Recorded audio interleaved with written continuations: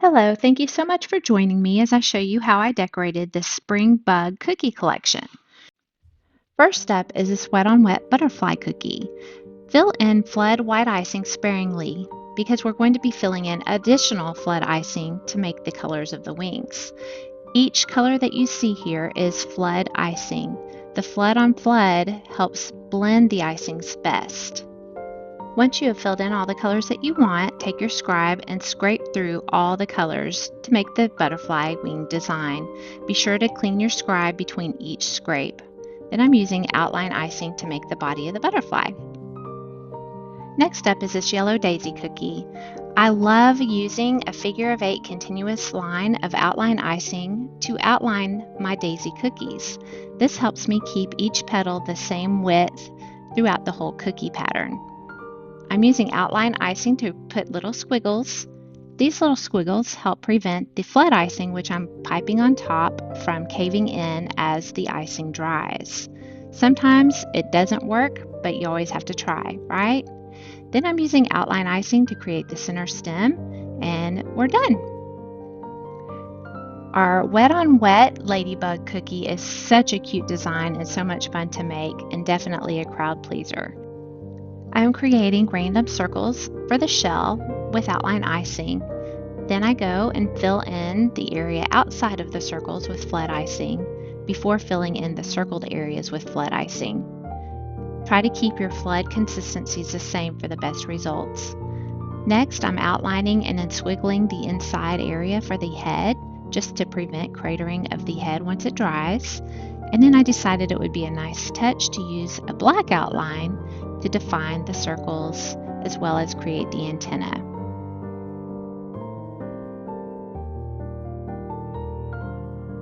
I'm using a Tweets marker for the eyes and some Elite powder for the cheeks. Next up is another butterfly, this time from a side view. I'm using gray outline squiggles followed by flood icing, my black outline icing for antenna, and then any colors that you want here. I've used a teal color followed by a light blue color followed by a green and yellow color for the inside of these wings. Again, it's super important to try to keep your flood icings the same consistency.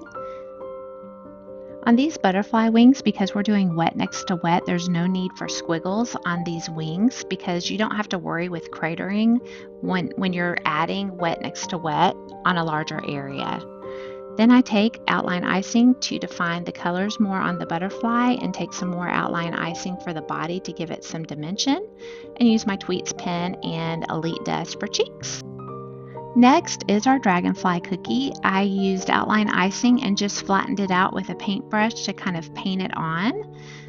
I've used outline and flood icing for this body and then using flood green to create wet on wet dots. I outlined these wings with black outline icing, and then I'm going to just create a random little pattern similar to what you see with dragonfly wings.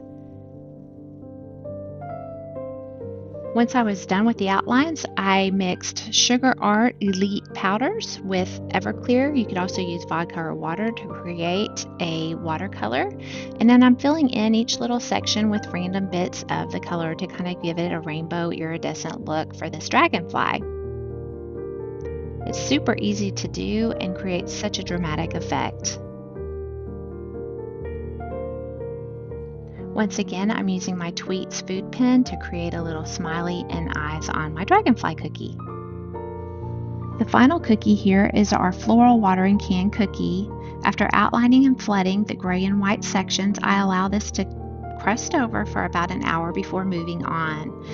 I used the same paints that I used for the dragonfly, which were from the Sugar Art Elite collection, to create some dimension on the watering can before adding florals. The florals that I added are all a hybrid consistency icing that I'm having to scribe to make sure that they're smooth, but they create a lot of puff and allow for dimension on these flowers.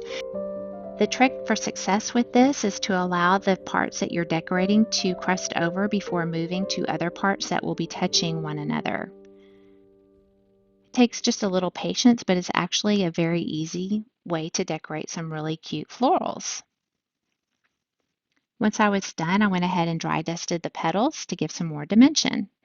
I hope that you enjoyed watching this video, and if you make any of these cookies, please tag me. I love to see your work.